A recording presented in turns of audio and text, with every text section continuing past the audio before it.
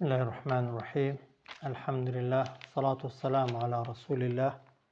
محمد وآله وصحبه ومن اهتدى بهداه. وشكان بران سلام ورحمة خوای پروردگارتان لێبێت. لە وانەی پازدەهەم دەگەینە باسی سوورەتەکان، باسێکی کورت و هێندێک معلومات لەسەر سوورەتەکانی قورئان کە بە لێرەوە دەست پێ بکەین. سوورەتەکانی قورئان تەواان هەمومان دەزانین کە ژمارەیان ١14 سوورەتە، ١14 سوورەتمان هەیە. لەو ١14 سوورەتانە 86 سوورەتیان لە مەککە هاتوونەتە خوارێ، واتە پێش کۆچکردنی پێغەمبەر صلی الله عليه وسلم لە مەککەوە بۆ مەدینە. 28 سوورەتیشیان لە مەدینە هاتوونەتە خوارێ، واتە دوای کۆچی پێغەمبەر صلی الله عليه وسلم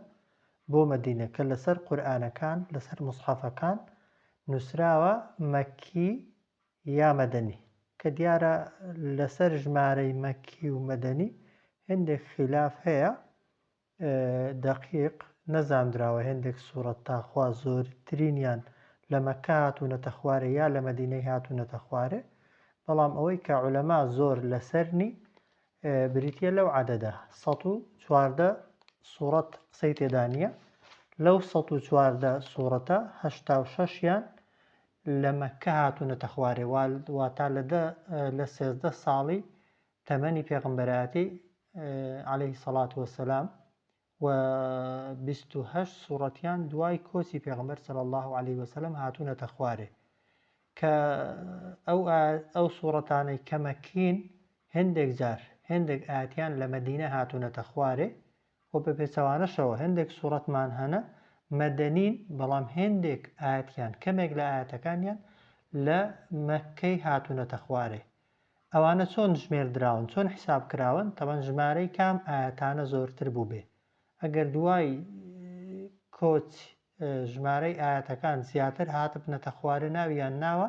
مەدەنی لەبەر زۆری ئاەتەکان کە لە مەدینە هاتوونەتە خوارێ. ئەگەر زۆرینەی ئاەتەکانی لە مەککەی هاتبنەتە خوارێ پێی دەگوترێ مەکی. بە نمونە سوورەتی فورقانمان هەیە لە موسحەفەکاندا لەسەری نووسراوە مەکی، لەگەڵ ئەوەیدا کە 6 لە ئاەتەکانی لە مەدینە هاتوونەتە خوارێ. بە هەمان شێوە قورئان، سوورەتەکانی قورئان تەقسیماتێکی دیکەیان هەیە. عولەما بە شێوازێکی دیکەدا بەشیان کردووە، هێندێک پێیان دەڵێن سووەڕ الطوال، سوورەتە درێژەکان کە لە بەقەرە، ئالی عیمران، النیساء، المائیدە، الئەنعام، الئەعراف هەتا تەوبەی بە سوورەتە درێژەکانیان ژمارتون. تەقسیماتێکی کە دەڵێن والمیئون، ئەو سوورەتانەی کە ژمارەی ئاەتەکانیان ١٠٠ یا زیاترە یا شتێک کەمترن. والمەثانی، ئەوەی کە ژمارەی ئاەتەکانی لە ١٠٠ کەمتر بن پێیان گوتون مەثانی، یعنی ژمارەی ئاەتەکانیان ناگاتە ١٠٠ و لە ١٠٠ کەمترن. ئایا ئەو ناوانەی کە لە سوورەتەکان نراون چێ ناوی ناون؟ ئایا هەر لەگەڵ دابەزینی وەحی تەواان ناوەکەش دابەزیوە، یا ئەوەتە سەحابە یا تابعین یا دواتر ناوەکان لە سوورەتەکان نراون؟ ئەوەی کە قسەی لەسەرە تەواان دوو ڕەئیمان هەیە. ڕەئیەکیان ئەوەیە کە دەڵێن سوورەتەکان لەگەڵ ناوەکانیان و ئاەتەکانیشیان تەوقیفین، واتە خوای پەروەردگار هەر کە لە لەوح المەحفوظدا قورئانی دابەزاندووە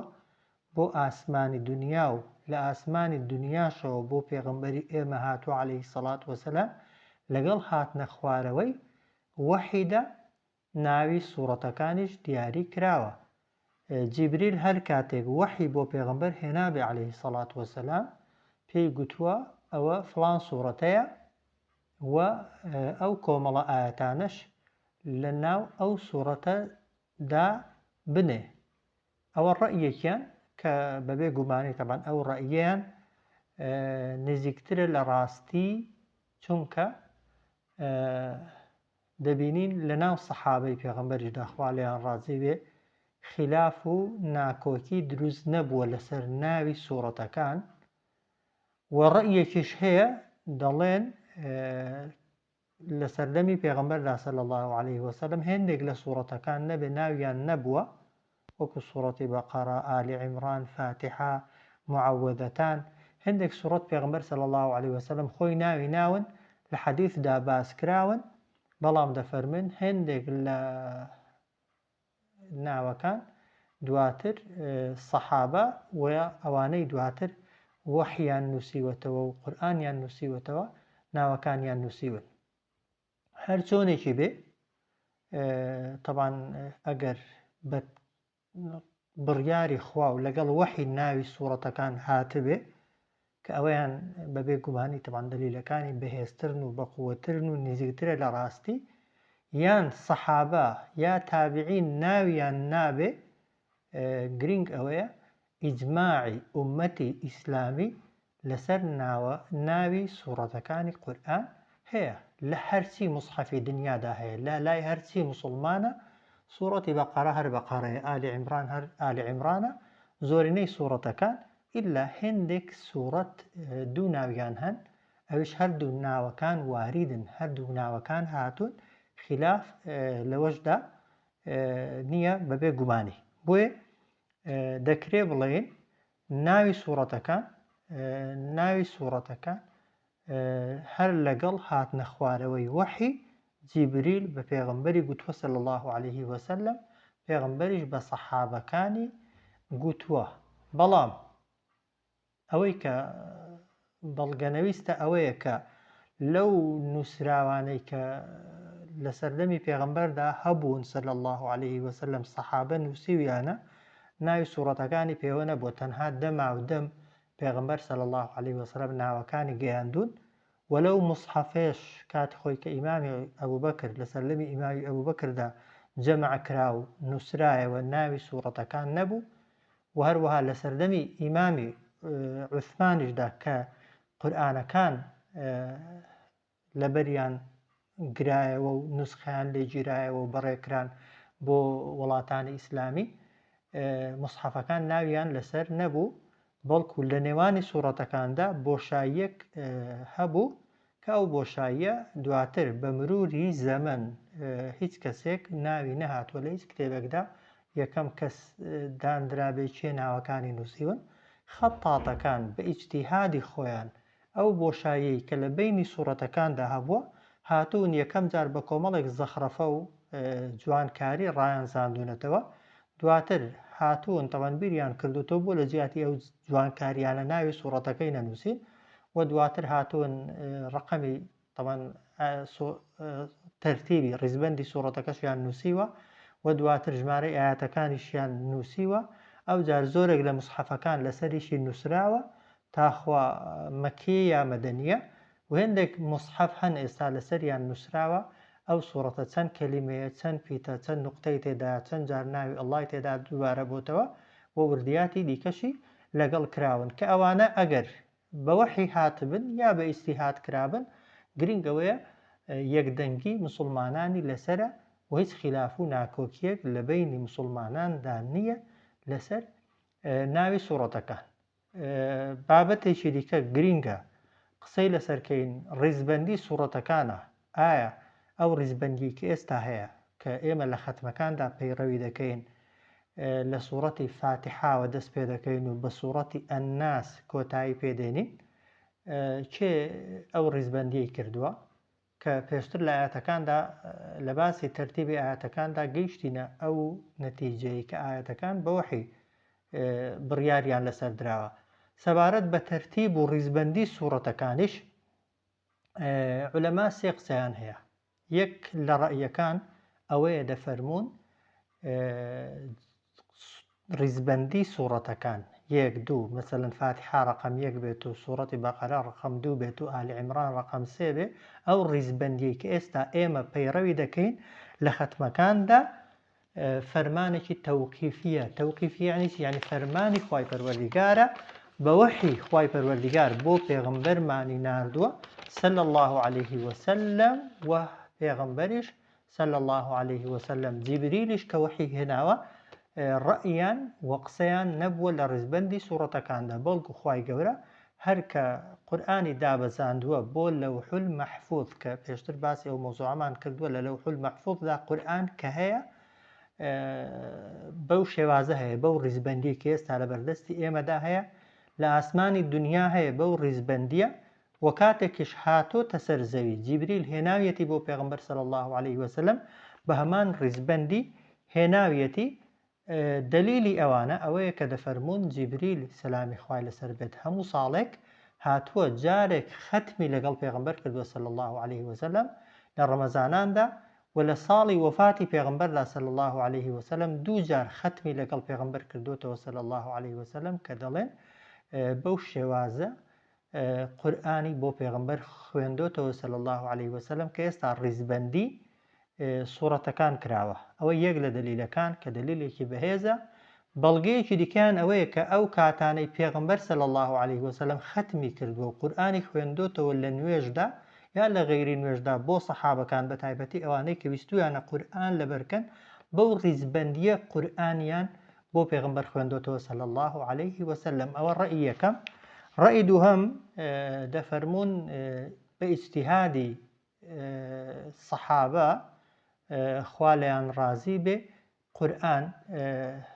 ڕیزبەندی سوورەتەکانی بۆ کراوە هاتوون لە سوورەتەکە درێژەکانەوە دەستیان پێکردو ئەوانەی زۆر درێژن خستویان نەتە سەرەتا دواتر ئەوانەی لە 100 ئاەت زیاترن دواتر ئەوانەی 100 ناوە دواتر ئەوانەی لە 100 کەمترن کە بەڕاستی ئەو دلیلە زۆر دلیلێکی دقیق نییە چونکە دەبینین فاتحە 6-7 ئاەتە و لە یەکەم سوورەتیش دانراوە سوورەتی ئەنفال کەمترە لە 100 ئاەتی و زۆر لە پێشەوەش دانراوە و هەندێک سوورەتیشمان هەنە ژمارەی ئاەتەکانیان لە 100 زیاترە و کەوتونەتە جوزئەکانی 20 و 21 و ئەوانە کەواتە ئەوەش ڕەئیەکە کە ڕاستی زۆر لەگەڵ ئەوەی دلیلەکانی دیکە گونجاو نییە ڕەئیەکی دیکە هەیە دەڵێن هێندێک لە سوورەتەکان بە ئەمری خوا و بە وحی دانراون هێندێک لە سوورەتەکانیش بە ئیجتیهادی سەحابە دانراون کە ئەو سێ ڕەئیانە بە کورتی بەڵام لێرەشدا بەڕاستی ئەو دلیلانەی کە باسی ئەوە دەکەن کە قورئان ڕیزبەندی و تەرتیبی سوورەتەکانی بە وحی کرابێت خوای گەورە بۆ جیبریلی کردبێت و جیبریل بۆ پێغەمبەر و صلی الله عليه وسلم پێغەمبەریش بۆ ئەو سەحابانەی کە قورئانیان لەبەر کردووە یا قورئانیان نووسیوەتەوە زۆر نزیکترە لە ڕاستی ئەوەش دیسان ئەگەر وحی بێت یان ئیجتیهادی سەحابە بێ گرنگ ئەوەیە هیچ خلافێکی تێدا نییە ئاەت و حەدیث و قسەی پێغەمبەر بێ صلی الله عليه وسلم بۆ ئێمە هەر دلیلە هەر بەڵگەیە و ئەگەر یەکدەنگی سەحابە و تابعین و هەموو ئومەتی ئیسلامیش بێ کە تا قیامەت طبعاً تازە دەستکاری ناکرێت ئەو ڕیزبەندیە بۆ ئێمە هاتووە و ئیجتیهاد بێ هەر طبعاً واجبە لەسەرمان پابەند بین بەو ڕیزبەندیەوە و هەریش ئەگەریش تەوقیفی بێت و پێغەمبەر کردبێتی دیسان بە هەمان شێوە بۆمان نییە دەستکاریان کەین پرسیارێکی دیکە کە ئەوانە زەڕوور ئاگاتان لێی بێت ئایا ڕیزبەندی سوورەتەکان لەگەڵ هاتنە خوارەوەی ئاەتەکان وەکویەکە ئەویان بەبێ گومانی نەخێر هێندێک لە سوورەتەکان سوورەتی عەلەق 5 ئاەتی یەکەمی هەمومان دەزانین یەکەم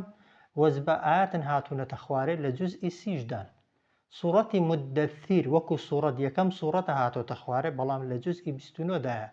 بۆیە هاتنە خوێرەوەی ئاەتەکان بە پێی پێداویستی و زەڕوڕاتی ئەو کاتی سەحوە و دەعوە و بانگوازی ئیسلامی بووە بەڵام ڕیزبەندی سوورەتەکان دیارە بە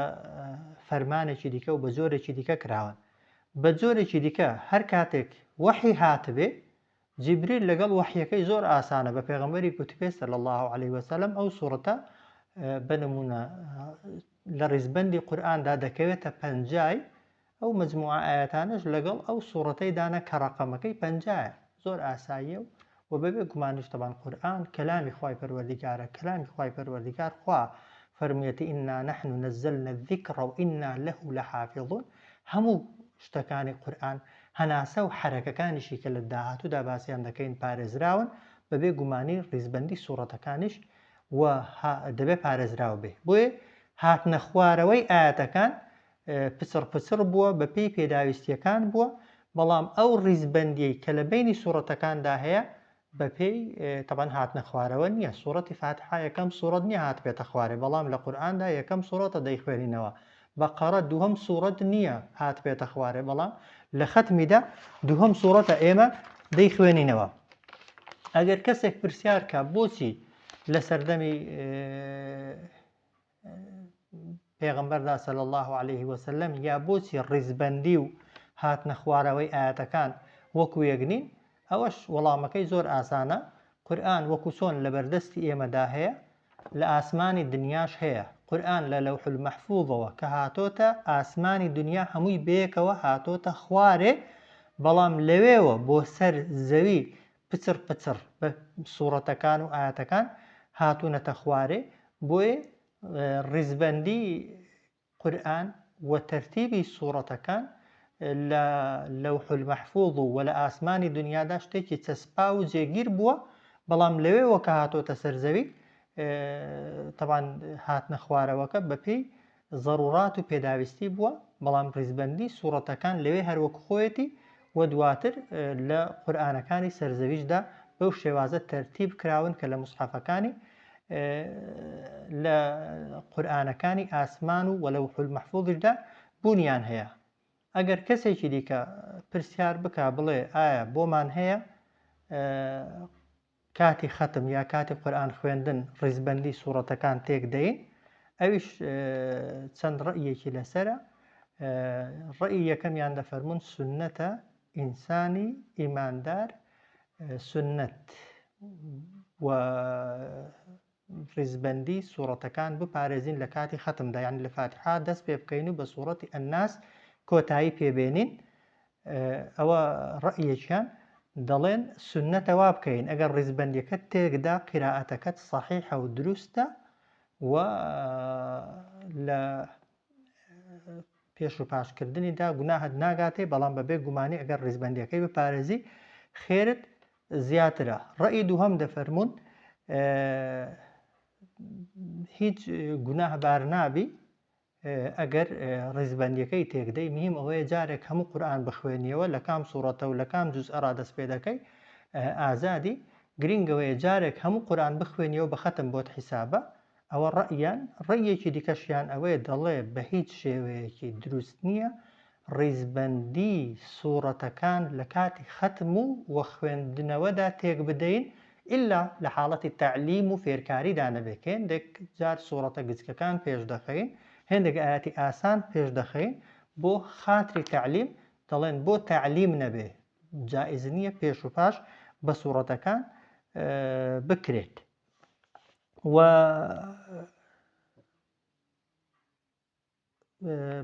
ئاخر بابەت